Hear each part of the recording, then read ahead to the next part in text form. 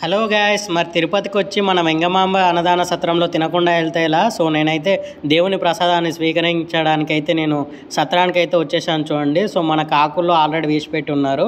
So నా ఆకునైతే clean చేసుకుంటున్నాను. ఆకును క్లీన్ చేసేసుకొని మనకైతే ఏమేమి ఇచ్చారో చూడండి. సో కంది పచ్చడి, అలాగే బెంగళకాయ కర్రీ, అలాగే మనకి చక్కెర పొంగలి ఇచ్చారండి. సో నేను ఫస్ట్గా అయితే చక్కెర పొంగలి తినేసాను. స్వీట్గా చాలా బాగుంది.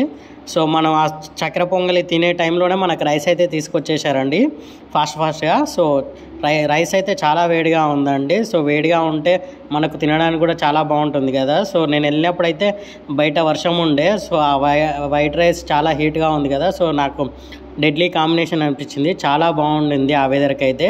సో నేనైతే బెండకాయ కర్రీతో ఫస్ట్ ట్రై చేశానండి, చాలా బాగుంది. సో నేను అలా తింటూ ఉన్నాను, ఎంబడే మనకు పప్పు కూడా వచ్చేసింది చూడండి.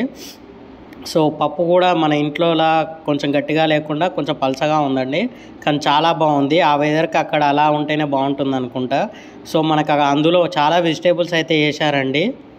గైస్, మనకు తిరుపతి వెళ్ళినప్పుడు అయితే గుమ్మడికాయలు చాలా వేస్తారు కదా అందులో, కానీ చాలా మంచిదండి హెల్త్కి కూడా. మీరు కూడా గుమ్మడికాయ పీసులు వస్తే మాత్రం వదిలేయకండి, చాలా మంచిది హెల్త్కి. సో నేనైతే పప్పుతో తినేసానండి, నాకైతే చాలా బాగా అనిపించింది. సో వీడియోలో నేను గుండుతో ఉన్నాను కదా, మరి తిరుపతి వెళ్ళి గుండు చేయించుకోకపోతే నేను గుండు అయితే చేయించేసుకున్నానండి. సో నేను పప్పుతో తినేసాను. నాకు ఎంబడే మళ్ళీ రైస్ వచ్చి పెట్టేశారండి. రైస్ పెట్టి ఎంబడే మనకు సాంబార్ పోసేశారు, టమాటా సాంబార్. చాలా బాగుంది సాంబార్, టమాటా కదండి, చాలా బాగుంది. సో మీరు వెళ్ళినప్పుడు మాత్రం తప్పకుండా ట్రై చేయండి. మీరు వెళ్ళినప్పుడు మాత్రం ఫుడ్ని అయితే వేస్ట్ చేయకండి. సో ఇక్కడ అన్నదాన సత్రంలో డైలీ లాక్స్ మందికి అయితే ఫీడ్ చేస్తారండి. కొన్ని లక్షల మంది అయితే ఇక్కడ అన్నదాన సత్రం అయితే చేసుకుంటారు. సో మీరు కూడా వెళ్ళినప్పుడు తప్పకుండా ట్రై చేయండి. Like, share, subscribe.